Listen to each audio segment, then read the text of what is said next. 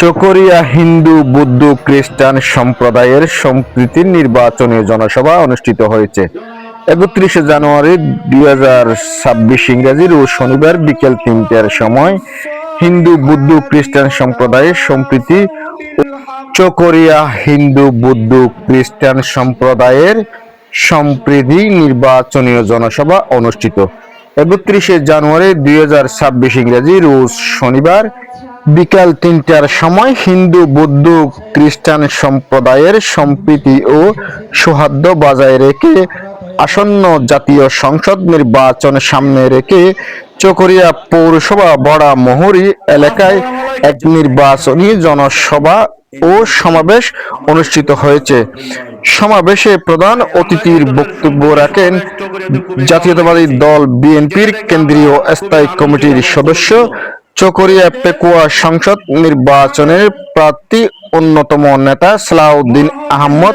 তিনি তার বক্তব্যে বলেন, ধর্ম বর্ণ নির্বিশেষে সকল নাগরিকের অধিকার ও নিরাপত্তা নিশ্চয়তা করাই বিএনপির রাজনীতির মূল লক্ষ্য। দেশের গণতন্ত্র পুনরায় উদ্ধার সকল সম্প্রদায়ের মানুষের ঐক্যবদ্ধভাবে কাজ করার আহ্বান জানান তিনি এই সময় আরো জানান, সাম্প্রদায়িক সম্প্রীতির বাংলাদেশ আমাদের প্রত্যাশা, যেখানে হিন্দু বৌদ্ধ খ্রিস্টান ও মুসলমান সবাই মিলেমিশে শান্তিপূর্ণভাবে বসবাস করবেন। জনসভায় বিভিন্ন ধর্মীয় ও সামাজিক সংগঠনের নেতৃবৃন্দ, বিএনপির অঙ্গ ও সহযোগী সংগঠনের নেতাকর্মীরা, বিভিন্ন শ্রেণীর পেশাদার মানুষ উপস্থিত ছিলেন। সমাবেশে উৎসবমুখর পরিবেশের লক্ষ্য দেখা যায়। এদিকে অনুষ্ঠান চলাকালীন প্রথমে কোরআন তেলাওয়াত ও গীতা পাঠ ও বিভিন্ন ধর্মের ধর্মগ্রন্থ পাঠ করার মধ্য দিয়ে উক্ত অনুষ্ঠান উদ্বোধন হয়। উদ্বোধনের সময় বিভিন্ন স্তরের নেতাকর্মীরাও বক্তৃতায় অংশগ্রহণ করেন। আগামীতে বলিষ্ঠ ভূমিকা রাখবেন।